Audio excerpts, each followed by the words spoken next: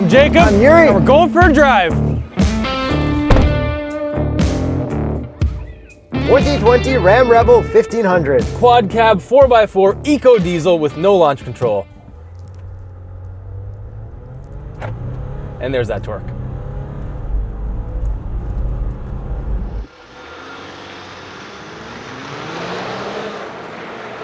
Definitely not the fastest off the line. No, but I bet you it can tow stuff. Oh, it could tow a hell of a lot. Horsepower and torque. 260 horsepower, 480 pound-feet of torque from a 3-liter V6 turbo diesel engine.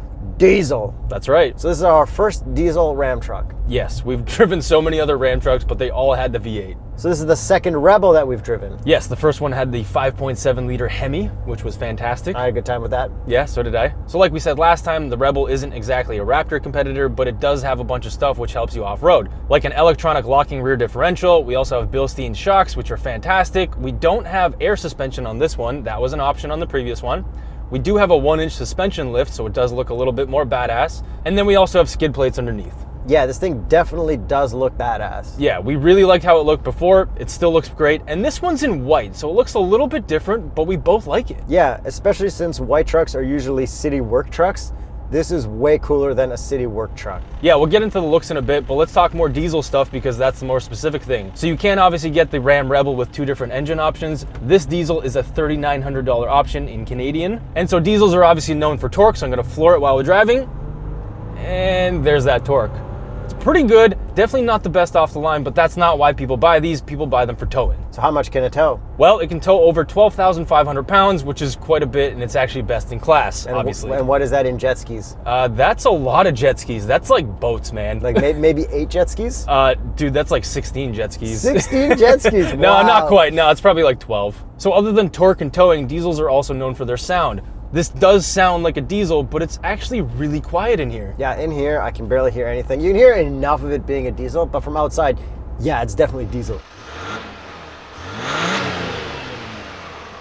But the way this delivers power is so smooth. It's almost seamless, especially because we got that ZF 8-speed auto, which we love so much. In here, it's amazing. We have paddles? No, we don't. We've got buttons to change the radio stations and the volume, just like we do on other FCA products. Like the Chrysler 300. Yes. That still exists. So I'm just gonna floor us into the looks. Let's talk about how this thing looks. It's got the Ram Rebel front end, which I think looks awesome. Yeah, it's pretty aggressive. The headlights still suck. Yeah, they're really not that great, but we kind of also have the power bulge hood, but now it's just like the EcoDiesel power bulge hood. Yeah, it still looks really good though. So we've got matte black trim everywhere, except for at the very bottom on the side. Yeah, that's super weird for 2 reasons. Like, I know why they did it, because this would look very basic and budget spec if they didn't, but at the same time, it's gloss black and it's just always gonna be dirty on an off-roady truck. I think they don't want it to look like a Chevy Avalanche. Yeah, that's probably why. Like, again, I get why they did it. But every time you look at it, it looks good. It does. So whatever they did it right. How about the wheels? The wheels are actually really nice. And what is the Continental recommended tire for this Ram Rebel? The Terrain Contact AT. And you can see from the side, this isn't a full-size cab like the Laramie Longhorn that we had last time. Yeah, this is a quad cab. So there isn't as much room back there, but we'll talk about that with the interior. So moving around to the back, we've got some pretty decent looking taillights, but nothing too special. The special stuff is the tailgate. We have not used a gimmicky Ram tailgate yet. How does it work? So it opens 2 different ways, the standard way, just like any other tailgate, and it is damped. And then you can also open it sideways so that you don't have to kind of reach over a tailgate. Yeah, it's a split, which is pretty cool. The Honda Ridgeline that we drove years ago, that was only one direction. Yeah, it was like a barn door kind of thing. This compared to the Chevrolet gimmicky one, compared to the Ford gimmicky one with the handle and the steps, which one do you like the most? Well, I like my Ford one because I do have a Raptor, but this one is pretty functional. I just don't like how it looks. I think overall, Ford probably wins. I think the steps and the handle is probably the most key thing. Yeah, exactly. Like, even though mine don't work, it's pretty nice to have. Yeah, but the Chevy one was good too. I don't know. Let us know who has the best gimmicky tailgate. I will say that I think this is the ugliest looking one because of where the split is. How about the exhaust tips? Exhaust tips are real. They look good. So overall, looks-wise, this, the Red Rebel we drove, or the Laramie Longhorn? Well, to be honest, I think I like this one the most for some reason. I like the red one the most, But if I was retired, definitely the Longhorn. Oh, for sure, the Longhorn. That thing was so sick. So a little bit more driving stuff before I get you behind the wheel. We don't really have any drive modes. We do have tow haul mode. And then we also have 4-wheel drive high, 4-wheel drive low, 2-wheel drive, which is rear-wheel drive because this is a truck. And then we can also lock that electronic rear differential as well with an axle lock. And then we also have hill descent control. So let's send this EcoDiesel into cliche corner. Okay, obviously tons of body roll, but not that bad. Like, no. Surprisingly not bad for this thing, like the size of it. And it doesn't have air suspension either. But the suspension is really comfortable. I don't really think you need the air suspension, especially in something that you're gonna off-road.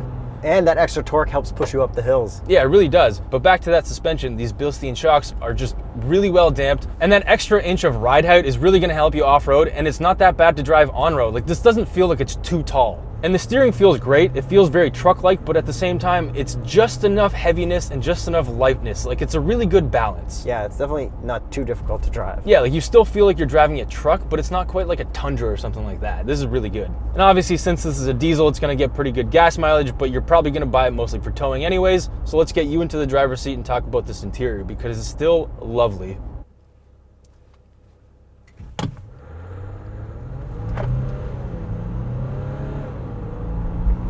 That was better that time. Yeah, I don't know why, but it felt like it really kicked in a lot sooner. Yeah. Okay, so this interior, we have really liked the previous Ram Rebel interior. We really liked the Longhorn Laramie interior a lot because it was cowboy themed. Loved it. This is pretty much both of those combined, but chilled out. Yeah, this is toned down because this is black on black. You're like, hey, you bought a white truck that looks like a work truck. We're gonna give you the plainest interior we can. However, we also gave you the biggest screen we have, which is really nice. So all these materials in here are still the nice materials that we got in everything else. Yeah, everything is really soft touch. The stitching looks nice. We got a pretty cool diamond cut steel pattern, and then we've got really nice trim pieces around everything that looks great. Like this door handle. I know, the matte, I like it. Very luxury. Yeah, nothing is chrome in here. And then we've got a Rebel badge up on the secondary glove box, which you can open with this button. Pretty fancy. We got a nice stamped logo on the armrest. The steering wheel feels great. We got a cool logo in the middle, which I hope that gets out of the way when the airbag goes off, because that thing looks like... I'm pretty sure it's not flying at your face. And then we got a little bit of piano black in this infotainment area. Yeah, and again, I wish it was that kind of diamond pattern, but it would probably look a little weird. Then in our armrest area, like all the other ones, we got a whole bunch of protractor stuff and measurement things. And we got the old Dodges down there too. Then we got a ton of room down there. Our cup holder area slides back and forth. We have those little slots to put your cell phone in, and we've got USB and USB-C. Back to those cup holders, it'll fit a thermos with my coffee in it that I made at home just fine. And it would probably fit a small cup of coffee as well. And then I guess we should probably check the visors. Oh, these are big. 3, 2, 1. Yes! Perfect. Good job, FCA. And then as for my driving position, the seat is nice and comfortable. It's got good adjustment.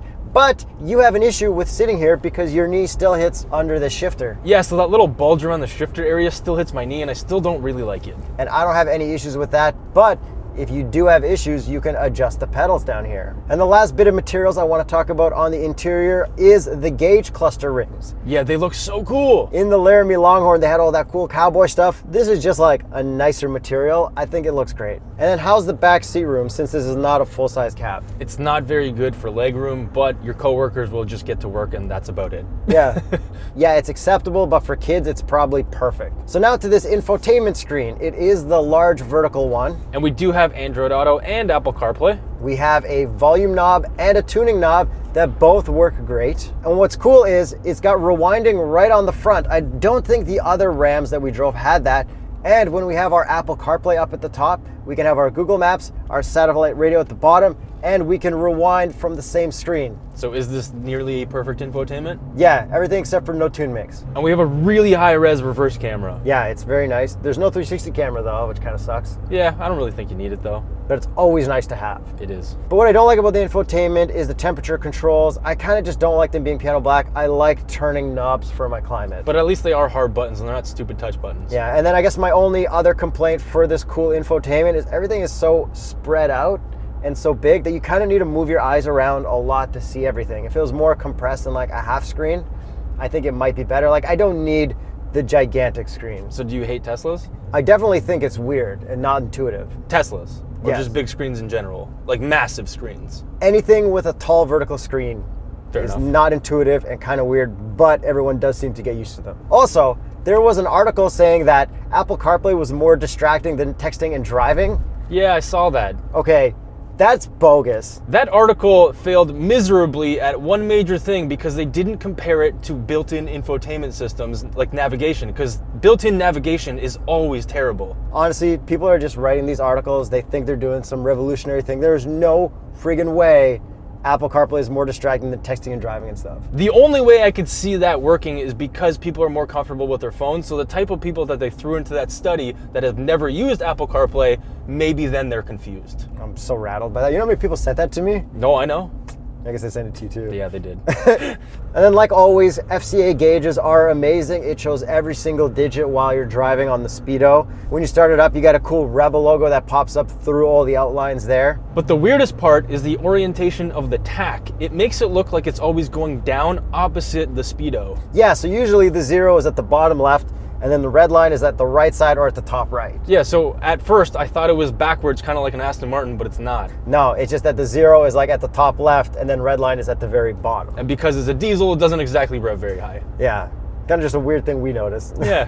And then other driving features, this does have radar cruise, it does have lane keep assist, but the lane keep assist isn't really lane keep assist. No, it's just lane departure assist. Kind of sucks. So you know how the Laramie Longhorn edition was cowboy themed? Yes. I think the next one they should do is a Joe Exotic Tiger King theme. And why is that, Yuri? Well, because I've been watching Tiger King on Netflix and it's like the most hilarious thing ever. Imagine if this was done by Joe Exotic, how crazy it would be. This would be pretty crazy. I don't know if anyone would buy it, but No, I'd like to see it. Yeah. Even though he's in jail. Like a one-off for him alone. And I want you guys to tell me below in the comments, did Carol do it?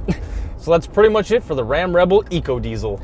Let's get to the price. This starts at $60,345 Canadian. and this one is sitting at $76,845. Is that an okay price? That is a very okay price. Probably because it doesn't have like air suspension and like a super big cab and like cowboy themed everything on the inside. Yeah, it's exactly where it should be for diesels, especially because it has the most torque in its class and it can tow the most. And if you use this for work, man, you're gonna have a really cool white work truck compared to everybody else. Yeah, they're gonna think you're in some base model, but you're definitely not. So let us know what you think of the Ram Rebel EcoDiesel. Let us know where it falls in line with all your other trucks, diesel trucks, gas trucks, everything. And watch this playlist right here.